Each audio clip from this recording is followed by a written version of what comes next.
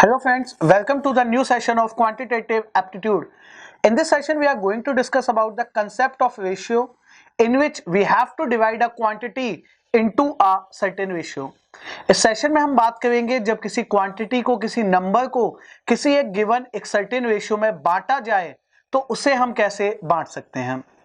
So ratio जो divide जो हमने करना है क्वांटिटी को सर्टेन रेशियो में दो टाइप की क्वांटिटीज होंगी. First, share can be in decimal and जो सेक्शन बी होगा share cannot be in decimal.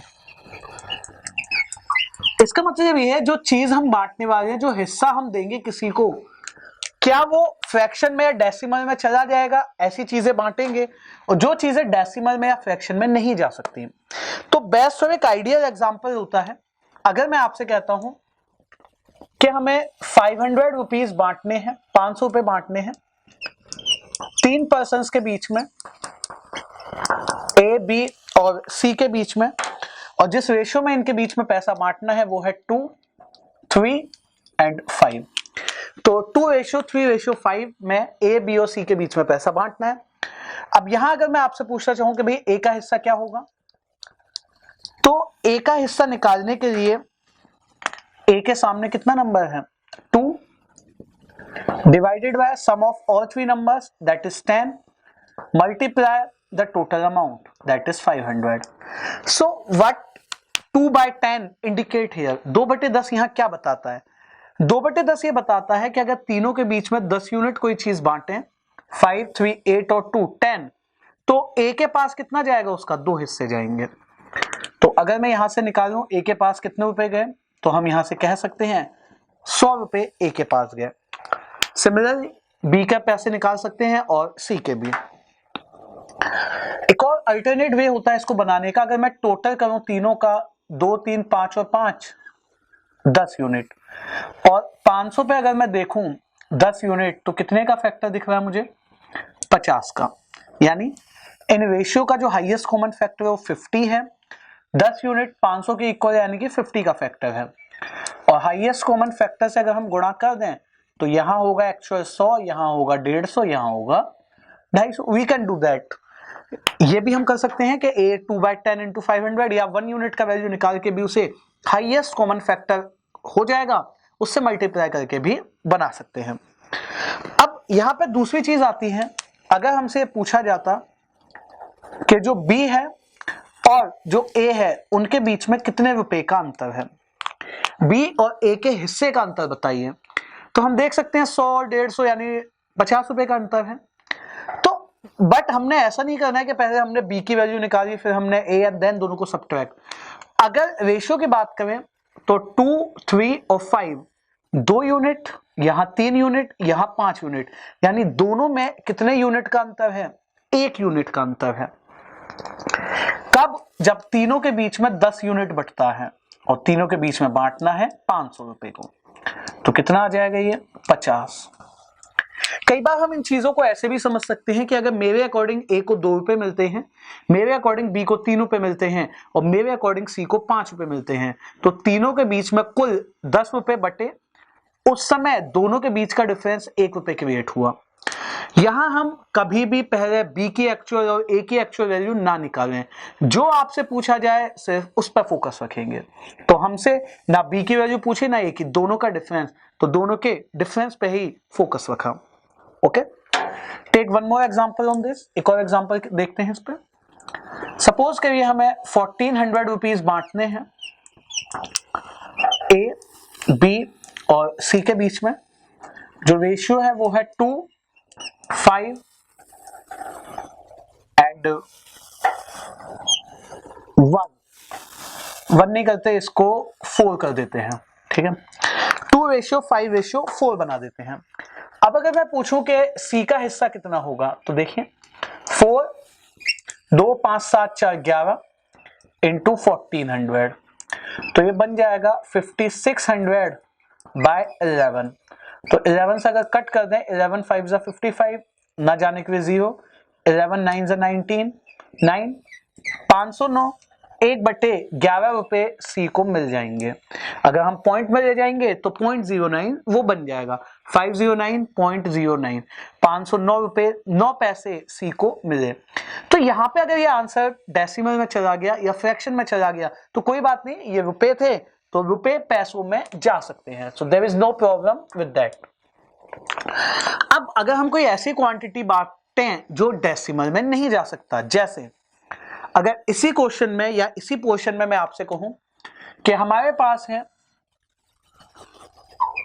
370 pens और ये हमने 3 पर्सन्स के बीच में बांटने हैं, P, Q और R के बीच में। किस रेशियो में? 3, 4 और 5 के रेशियो में। 3, 4, 7, 5, 12 इस रेशियो में। तो P को कितने पेन मिलेंगे? P has taken out 3 divided by sum of all the 3 numbers 12 and multiply with the 370। 3 से कट किया 4, अगर हम 2 से कट कर दें इसे या सीधे मैं इसे 4 से कट कर दूं, 4 into 9 36, 4 2 8 and 0.5। What about 92.5 indicate? देखिए यहां हमारे पास पेन्स थे, रुपए थे, पैसों में गए कोई दिक्कत नहीं, लेकिन पेन है अगर तो 92.5 पेन, 92.5 पेन हम कैसे बांट पाएंगे? तो हमारे पास जो आर्टिकल्स होंगे, जो सामान होगा वो पॉइंट में नहीं जा सकता। तो जब भी कोई क्वांटिटी अगर कोई आर्टिकल को शो करती है तो वहां जो हिस्सा है, जो शेयर है, वो डेसिमल में नहीं हो सकता। अब क्या कंडीशन है कि ये हिस्से जो हैं कभी भी शेयर डेसिमल में नहीं बनेंगे? तो उसके भी कुछ कंडीशंस हम याद रखेंगे। तो कंडीशन ये होती है, मिनिमम रिक्वायरमेंट कंडीशन ये होती है, कोई भी आर्टिकल डेसिमल में ना जाए।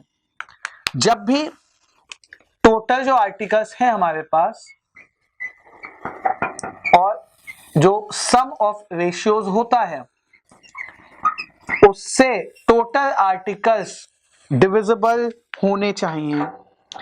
अगर डिविजिबल नहीं है सो डेफिनेटली तब आंसर पॉइंट में कहीं ना कहीं जाएगा ही। तो डिविजिबल होने चाहिए total articles sum of ratio से। अब इस कंडीशन में आप देखेंगे तो 370 जो है वो 12 से डिविजिबल नहीं है, इसलिए ये एक ऐसे नंबर ऑफ आर्टिकल्स हैं जिसे इस रेशियो में नहीं बांटा जा सकता। पहली चीज डन। दूसरा, minimum number of articles possible.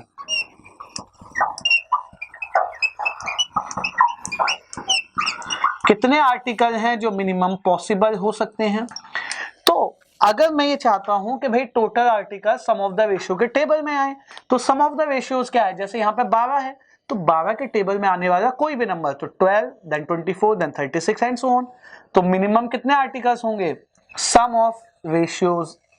Ratio जितने भी हैं उन सब का सम जो बनता है वो मिनिमम आर्टिकल्स हो सकते हैं। और जब हमसे पूछा जाए पॉसिबल नंबर ऑफ आर्टिकल्स, तो वंस अगेन एक ऐसा नंबर आर्टिकल्स का जो सम ऑफ रेशियो से डिविजिबल हो जाए। आर्टिकल का एक ऐसा नंबर जो सम ऑफ रेशियो से क्या हो जाए? जो सम ऑफ रेशियो से डिविजिबल हो जाए, तो इतने आर्टिकल पॉसिबल हो सकते हैं। जैसे अगर इसी क्वेश्चन में मुझसे पूछा जाता कि अगर P Q R के बीच में इस रेशियो में पेन बांटने हैं और which could be the possible pens, which could be possible number of pens in given options, और नीचे हमें बताए गए होंगे कितने पेन्स हैं, ऑप्शंस होंगे। जैसे possible number of pens, now we have options 380, 390, 372, then 400 and 410। ओके, तो अब एक ऐसा नंबर सिलेक्ट करेंगे जो 3 4 7 5 12 इसके टेबल में आता हूं, तो 12 के टेबल में ये नहीं आता है because 12 is a factor of 3 and 4, तो ये 3 से डिविजिबल नहीं है, ठीक है। ये 4 से डिविजिबल नहीं है, ये 3 से डिविजिबल नहीं है, ये भी 3 से या 4 से किसी से, तो ये एक ऐसा नंबर है जो 3 और 4 दोनों से डिविजिबल है। तो मैं ये कह सकता हूं कि 372 को जब हम 12 से कट करेंगे तो वो पॉइंट में आंसर नहीं जाएगा। तो जहां पे रेशियो में हम बांट सकते हैं, डेसिमल में भी जा सकते हैं और एक्चुअल या होल वैल्यूज में भी, तो इस तरह से जो हमसे पूछा जाए सिर्फ उसी पर फोकस रखते हैं। तो b माइनस ए पूछा है तो b माइनस ए ही डायरेक्ट निकाल देंगे। जहां डेसिमल में नहीं जा सकता तो पूछेगा क्या कंडीशन होनी चाहिए, मिनिमम कितनी चीजें होनी चाहिए और पॉसिबल क्या चीजें होनी चाहिए। Done with this, let's move forward and discuss some more questions on divide a quantity into a ratio. Let's move to question number first. Question number first में कहा गया the ratio of the money between Ram and Gopal is 7:17 and that with Gopal and Krishna is also 7:17. Ram और गोपाल के बीच में जो पैसे का ratio है वो 7:17 है और जो गोपाल और जो कृष्ण के बीच है वो भी 7:17 है। अगर राम के पास 490 रुपए हैं तो गोपाल के पास कितने हैं? तो अगर बेसिकली हम इसे राम और गोपाल के बीच का रेशियो लिखें तो 7:17 है और गोपाल और कृष्ण के बीच का लिखें तो वो भी 7:17 ही है। अब अगर हम तीनों के बीच में रेशियो बनाना चाहते हैं यानी राम, गोपाल और कृष्ण के बीच, तो सबसे पहले हमें यह देखना होगा कि जिन तीनों के बीच आप रेशियो बनाना चाहते हैं उसमें से मिड में वो पर्सन या वो वेरिएबल आएगा जो दोनों में कॉमन है। इट्स ऑब्वियस गोपाल दोनों में कॉमन था तो मिड में लिखा, so that is a valid one. Ram और गोपाल का रेशियो है 7:17 and there is a missing one. Gopal और कृष्ण का रेशियो है 7:17 and there is a missing one. और जो मिसिंग होते हैं उनके पास वही नंबर्स आ जाते हैं, तो यहां आ जाएगा 17 और यहां आ जाएगा 7 and now multiply, vertical multiply, 7 into 7 49, 17 into 7 119, 17 into 17 यानी square of 17 that is 289।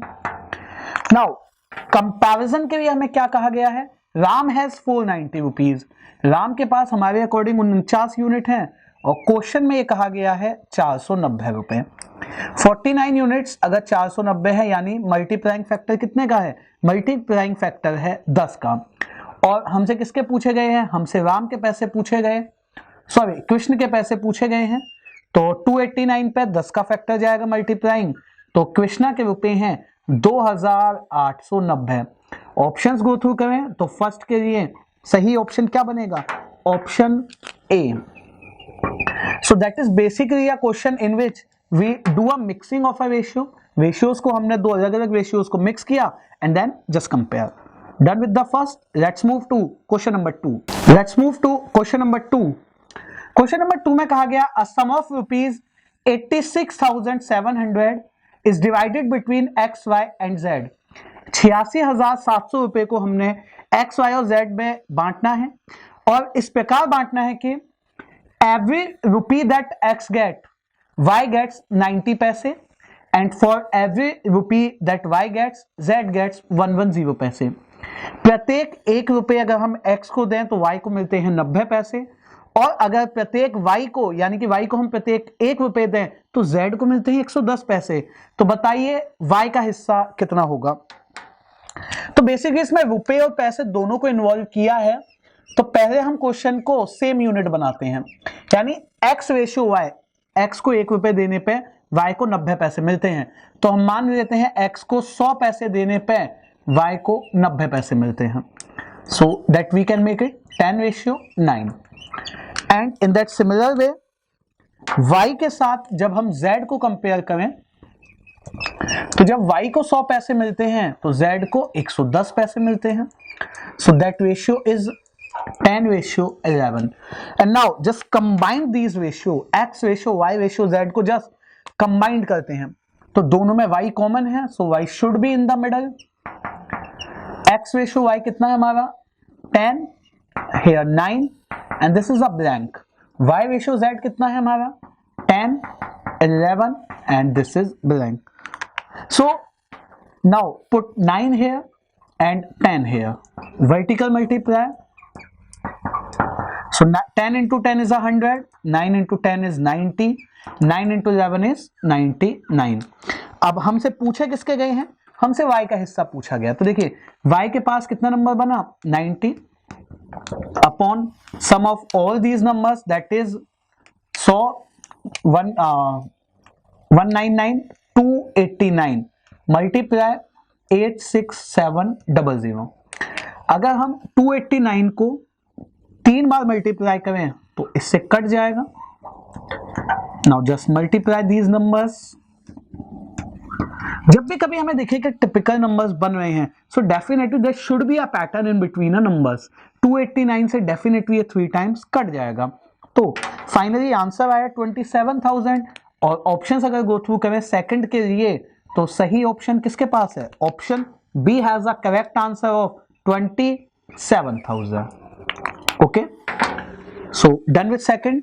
Let's move forward to question number 3। Let's move to question number 3।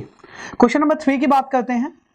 Rupees 68,000 is divided among Ajay, Vijay and Sunil in the ratio 1/2, 1/4, 5/16। 68,000 रुपये को अजय, विजय और सुनील के बीच में 1/2, 1/4 और 5/16 के ratio में बांटना है। Find the difference between largest and smallest share. जिसको सबसे ज्यादा पैसे मिलेंगे और जिसको सबसे कम मिलेंगे, उन दोनों के बीच में कितने रुपए का अंतर होगा, यह हमें बताना है। तो सबसे पहले अगर बात करें अजय, विजय और सुनील, तो ये 3 पर्सन्स हैं। इनके बीच में जो पैसा बट रहा है उसका रेशियो है 1/4, 1/2, 1/4, 5/16। So this is a fractional ratio. अगर हमें किसी रेशियो में किसी सम को बांटना है तो पहले उस फ्रैक्शनल से उसे क्या बनाते हैं, सिंपल रेशियो। तो 2, 4 और 16 इन तीनों के एलसीएम से इसे गुणा कर दें, यानी 16 से। तो 1/2 इंटू 16 होगा तो 8 बचेगा, 1/4 इंटू 16 होगा तो 4, 5/16 इंटू 16 होगा तो 5। 8, 4 और 5। सबसे ज्यादा बड़ा हिस्सा किसका है, इसका, अजय का। और सबसे छोटा हिस्सा है विजय का। उसने ना तो ये कहा कि अजय का हिस्सा बताइए ना विजय का, वो इन दोनों के बीच का गैप हमसे कह रहा है। तो दोनों के बीच में गैप है कितने का, 8 और 4, दोनों में गैप है 4 यूनिट का। जब तीनों के बीच में 17 रुपए बटेंगे, बांटने कितने हैं 68,000, तो 4 टाइम्स कट गया, 4 इंटू 4 16,000। ऑप्शंस गो थ्रू करें थर्ड के लिए, सही ऑप्शन क्या बनेगा, ऑप्शन डी। तो जब हमें ये पूछा जाए कि दोनों के रुपयों में कितने का अंतर है, तो ना तो अजय के रुपए निकालेंगे ना विजय के, सीधे दोनों का डिफरेंस करेंगे। तो जब तीनों, इसको मिलते हैं 8 रुपए, इसको मिलते हैं 4, इसे मिलते हैं 5, तीनों के बीच में जब 17 रुपए बटते हैं तो दोनों, इन 2 पर्सन के बीच में 4 रुपए का गैप आता है। 68,000 बटेंगे तो कितने का गैप आएगा, 16,000। So done with 3। Let's move to fourth question. Let's move to question number 4। Question number 4 में कहा गया the prices of a scooter and moped are in the ratio 9:5। एक स्कूटर है और एक मॉप्ड है जिसका प्राइस किस रेशियो में है, 9:5 में। If a scooter cost 4,200 more than moped, अगर स्कूटर की कीमत मॉप्ड से 4200 रुपए ज्यादा है, तो बताइए मॉप्ड की कीमत क्या है। तो यहां पे हमें जो 2 टर्म्स कहे गए, स्कूटर और मॉप्ड, और जो इनकी कॉस्ट बताई गई किस रेशियो में है, 9:5। अगर मैं मान लूं कि स्कूटर की कीमत है 9 रुपए और मॉप्ड की कीमत है 5 रुपए, तो हमारे अकॉर्डिंग स्कूटर मॉप्ड से कितने रुपए महंगा हुआ, 4 रुपए महंगा। और क्वेश्चन के अकॉर्डिंग कितना महंगा है ये, 4200। We just need to compare our numbers with the question numbers. हमें सिर्फ अपने नंबर्स को क्वेश्चन से कंपेयर करना है, आइदर इन यूनिट्स और either in assumptions of rupees. अगर मैं ऐसे मान लूं कि 9 यूनिट और 5 यूनिट है तो 4 यूनिट, अगर मैं मान लूं ये 9 और 5 रुपए है तो 4 रुपए। और क्वेश्चन के अकॉर्डिंग जो हमसे पूछा गया है वो है मॉप्ड की कीमत 5 यूनिट, कितना हो जाएगा, 4 से इसको कट करेंगे 1050 and then just cross multiply this 5,250 rupees. And options अगर गो थ्रू करें फोर्थ के लिए तो सही ऑप्शन क्या बनेगा, option B is correct one. 5,250 रुपए में मॉब्ड है, या मॉब्ड की कीमत है 5,250 रुपए। So done with fourth, let's move to question number 5। Let's move to question number 5। Question number 5 की बात करें, a sum of money is divided among A, B and C, A, B, C and D, 4 persons हैं जिनके बीच में हमें पैसा बांटना है, और जो रेशियो कहा गया है वो है 2:3:7:11। एंड इसके आगे कहा गया if the share of C is 2755 more than A, अगर C का हिस्सा A से 2,755 रुपए ज्यादा हो, then what is the total amount of money of B and D together, तो B और D को मिला के कोई कितने रुपए मिलेंगे। अगेन हम सिर्फ इसको यूनिट या रुपीज में बांध के बना देंगे।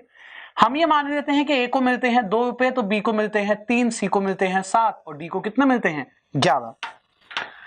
तो C को A से हमारे अकॉर्डिंग कितने रुपए ज्यादा मिले, 5 रुपए। ये 5 रुपए क्वेश्चन के 2,755 के इक्वल है, और हमारे अकॉर्डिंग B और D को मिला के कितने रुपए मिलते हैं 3, और 11 को अगर जोड़ेंगे तो 14। ओके, यहां पे डिफरेंस करना था, यहां पे सम की बात कही गई। 14 रुपए क्वेश्चन के कितने के इक्वल होंगे, B और D को मिला के। So we just need to solve this number. तो 5 से अगर हम कट करें, 5 5 is 25, 2 is there again and then 1, cross multiply 14 1 is 14, carries a 1, 71, then again 77, 7,714 रुपए। और फिफ्थ क्वेश्चन के लिए सही ऑप्शन क्या बनता है, option D is correct one. तो बी और डी को मिला के जो रुपए मिलेंगे वो है 7,714, और किस ऑप्शन में है ये है ऑप्शन डी में। Okay, done with fifth, let's move to question number 6। Let's move to question number 6।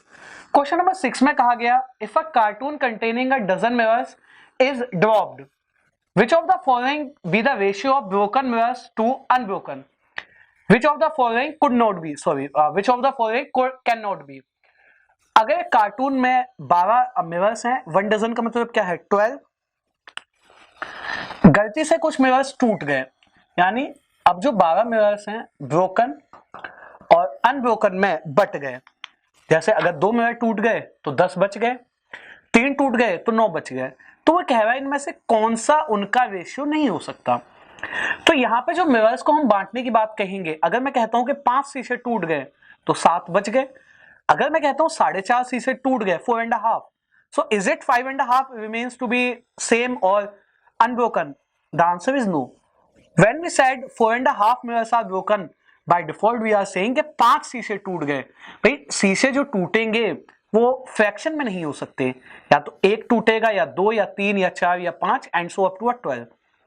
तो जो ब्रोकन और अनब्रोकन मिरर्स का जो रेशियो है वो कुछ ऐसा होना चाहिए कि उसके सम के टेबल में टोटल आर्टिकल्स आने चाहिए, because this is a part of a question in which quantity can not goes into a ratio, और quantity can not goes into a fraction form.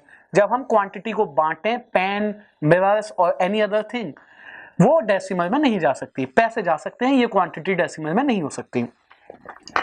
सबसे पहले अगर आप देखें, पहला ऑप्शन है 2:1, then 3:1, 3:2, 1:1, 7:5। So we just need to find out जो इनके रेशियो का सम है किसके टेबल में 12 नहीं आता है। तो 12 के टेबल में 12 आता है, 2 के टेबल में आता है, 5 के में नहीं आता, 4 के में आता है, 3 के में आता है। तो किसके टेबल में 12 नहीं आया? तो 3:2 के सम यानी 5 के टेबल में 12 नहीं आया, तो इसमें 12 नहीं आया, तो आंसर भी सही कौन सा हुआ? Option C, 3:2। इस रेशियो में आप ब्रोकन और अनब्रोकन मिरर्स को नहीं बांट सकते, क्योंकि अगर मैं इस रेशियो में बांटने जाऊंगा तो ब्रोकन मिरर्स कितने होंगे? 3/5 इंटू 12, तो आपको आंसर क्या मिलेगा? 36/5, जिसका मतलब 7.2 शीशे टूटे हैं। तो 7.2 का क्या मतलब? भाई 8 शीशे टूट गए तो या तो 7 होंगे या 8, तो डेसिमल में जहां गया वो गलत है। Option C is a correct one for this question. Done with 6, let's move to 7th question. Let's move to 7th question. 7th question में कहा गया a person distribute his pens among 4 friends A, B, C and D। एक आदमी है जिसके पास कुछ pen है, वो अपने 4 दोस्तों में बांटता है। जिनके नाम है A B C और D, और उनके बीच में जब वो पेन बांटता है तो किस रेशियो में बांटता है? 1/3, 1/4, 1/5 एंड 1/6 में। तो ये बताना है फाइंड द या what is the minimum number of pens that the person could have और शुड हैव। उस आदमी के पास कम से कम कितने पेन्स हो सकते हैं? सबसे पहले पेन एक ऐसी क्वांटिटी है जो फ्रैक्शन में नहीं जा सकती। उसके बाद जो रेशियो हमें गिवन है ये फ्रैक्शनल रेशियो है। इसको सिंपल रेशियो बनाने के लिए 3, 4, 5 और 6 सबका एलसीएम हो जाएगा 30 नहीं होगा 60 हो जाएगा। 3 से कट करेंगे तो रेशियो बनेगा 20, 15, 12 और 10। अब इस रेशियो में अगर पेन बांटने हो, पेन जो है एक ऐसी क्वांटिटी है जो डेसिमल में नहीं जा सकती, तो जो नंबर है इन सब के सम के टेबल में आना चाहिए। 35, 37, 47 और 10 57। तो जो पेन उस आदमी के पास होने चाहिए 57 के टेबल में आने चाहिए। और मिनिमम पेन्स क्या हो जाएंगे? इट्स ऑब्वियस 57 के टेबल में आने वाला सबसे स्मॉलेस्ट नंबर खुद 57 हो जाएगा। और 7th के लिए सही ऑप्शन क्या बनता है? Option A is correct one. तो these are the various questions in which we divide a quantity into a certain ratio। इन सभी क्वेश्चंस में हमने बात की अगर एक क्वांटिटी है उसको किसी रेशियो में बांटना हो। दो तरह की क्वांटिटी हो सकती है, one that could be in a point और other one that could not be in the point. तो ये एग्जांपल था या ये क्वेश्चन था जहां क्वांटिटी को बांटने के बाद आंसर डेसिमल या पॉइंट में नहीं आ सकता। तो डेसिमल या पॉइंट में ना आए तो रेशियो के सम के टेबल में आने वाले नंबर्स को बांटा जाता है। तो 57 के टेबल में सबसे छोटा नंबर 57 खुद हो जाएगा। So done with this, do a lot of practice on these type of questions that end with this session. Thank you.